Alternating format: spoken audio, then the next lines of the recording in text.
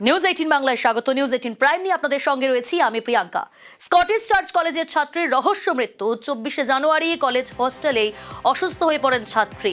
এই বিষয়ে বিস্তারিত জানার চেষ্টা করব। অভিজিৎ রয়েছে আমার সঙ্গে টেলিফোন লাইনে। অভিজিৎ, কি কারণে মৃত্যু, পুলিশ সূত্রে কি জানা যাচ্ছে, হোস্টেল কর্তৃপক্ষ তারাই বা কি জানাচ্ছেন? প্রিয়াঙ্কা, ত্রিপুরার বাসিন্দা ঋষিকা বণিক স্কটিশ চার্চ কলেজের পলিটিক্যাল সায়েন্স ডিপার্টমেন্টের পঞ্চম সেমিস্টারের ছাত্রী।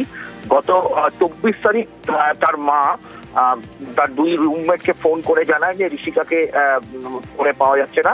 এরপরে তার রুমমেটরা 24 তারিখ দুপুরবেলা sick room, Scottish Church College হোস্টেলের যে লেডিস হোস্টেলের যে সিক রুম আছে ওপরে সেই সিক রুমে গিয়ে দেখেন যে অচৈতন্য অবস্থায় পড়ে আছে ঋষিকা এবং মুখ দিয়ে গ্যাজলা বেরোচ্ছে। সেই অবস্থায় তাকে কলকাতার মেডিকেল কলেজ হাসপাতালে নিয়ে যাওয়া হলে কলকাতা মেডিকেল কলেজ হাসপাতালে তাকে আইসিইউতে ভর্তি করানো হয় এবং সেদিন সন্ধ্যাবেলাতেই তার মৃত্যু হয়।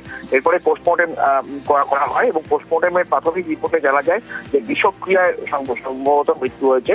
তবে তার আরো হিস্টোপ্যাথোলজিক্যাল রিপোর্টের প্রতীক্ষায় রয়েছে পুলিশ এবং একই সঙ্গে তার নখ এবং রক্তের নমুনা সেগুলো স্টেট ফরেন্সিক ল্যাবরেটরিতে পরীক্ষার জন্য পাঠানো হয়েছে। সেগুলো রিপোর্ট এখনো এসে পৌঁছায়নি। বটতলা থানা এই বিষয়টায় অস্বাভাবিক মৃত্যুর মামলা করে তদন্ত করছে।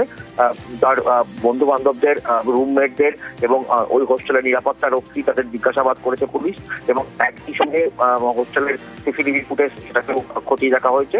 তবে এখনো পর্যন্ত কোনো রকম ফাউল প্লে পায়নি পুলিশ, এখনো তদন্ত চালাচ্ছে। যদিও এই ঘটনায় স্বভাবতই হোস্টেল কর্তৃপক্ষ তারা কোন রকম মুখ খোলেনি এবং কলেজ কর্তৃপক্ষ তারা কোন রকম মুখ খোলেনি। এখনো পর্যন্ত গোটা বিষয়টা তদন্তাধীন। বটতলা থানা গোটা বিষয়টা তদন্ত করে দেখছে।